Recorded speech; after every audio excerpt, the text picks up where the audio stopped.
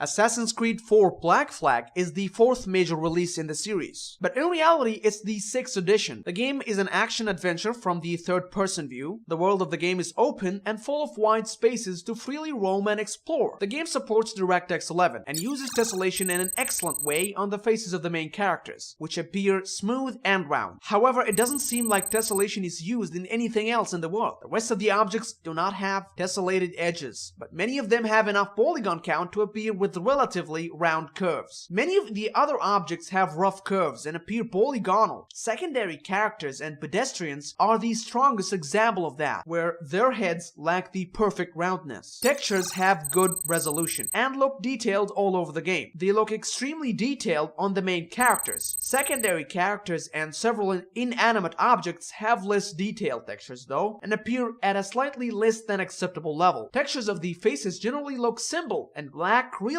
Skins don't look so natural and lack some texturing goodness like subsurface scattering. Color banding was also noticeable in the sky, suggesting a use of low resolution texture maps. Lighting in Black Flag is very good and have all of the modern effects: lens flare, bloom, light shafts, etc. Dynamic lighting is present and explosions, muzzle flashes, and torches cast the correct lighting on the surroundings. Fog is also affected by lights, which is a nice touch. However, it was disappointing to notice some fire placements, which do not have dynamic lighting attached to them at all. Shadows are nice and extremely smooth, but dynamic shadows are extremely limited, only appearing during lightning strikes. Each strike causes a massive light flare with its accompanying shadows. The rest of the lights do not cast shadows, not torches, explosions, or muzzle flashes. We also noticed that many small plants and foliages lack normal shadows, in an effort to save performance, it seems. In fact, all games use some kind of cheap methods to reduce shadows from these small objects, as they are usually too many and the resultant shadows from them would be too much of a performance hog. So most games use methods like ambient occlusion to provide some kind of a basic shadow effect under these objects. And while this is not visually accurate, having it is better than not having it at all. The game already uses advanced ambient occlusion techniques, but curiously does not apply them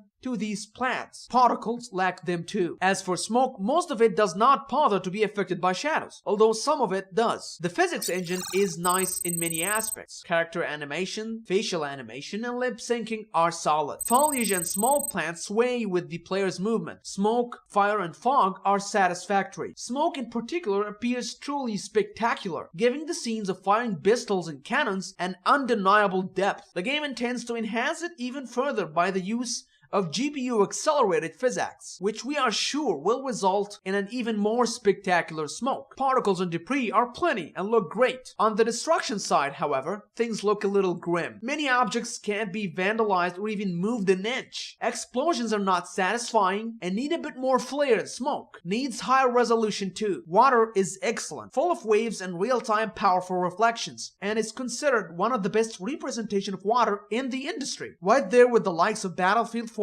and Crisis 3. However, it lags behind a little when dealing with small waves and splashes. This is obvious when the player moves through water, either by swimming or walking. Reflections in the game are excellent. Water surfaces and glossy materials all have real-time dynamic reflections, which helps interior decorations a great deal. Level of details range is medium even at the high settings, and even many large objects materialize subtly in and out of the world during fast motion. The player can't increase that range beyond the game's specification. Post-processing is present in the likes of motion blur, depth of field, and the use of TXAA, which kill almost all aliasing but result in a considerable smoothness effect to the picture. Some will like it and some will not. The performance of the game is very good. It uses the GPU to its full potential. However, the CPU fares less, and the game only uses 3 cores at max, as usual actually, suggesting a not so profound level of optimizations in the game. Memory requirements are rather modest, 1.5 GB of video memory at most. Same for system memory. Generally speaking, the graphics of Assassin's Creed 4 Black Flag is a mixed bag. On one hand, the mixing of good textures with great lighting and powerful shadowing and reflection usually results in very attractive sceneries. Despite that, the game still needs improvements in other aspects, like the seemingly static physics engine, lack in dynamic lighting and shadowing, and efficiency of good CPU optimizations. All of that demand a greater scope scope of enhancements from the graphics engine, which is beginning to show its age. It needs to drop all consoles restrictions and focus on the future to cope with the rest of the graphically elite games. Despite that, players will not be stopped from enjoying this definitely nice looking game.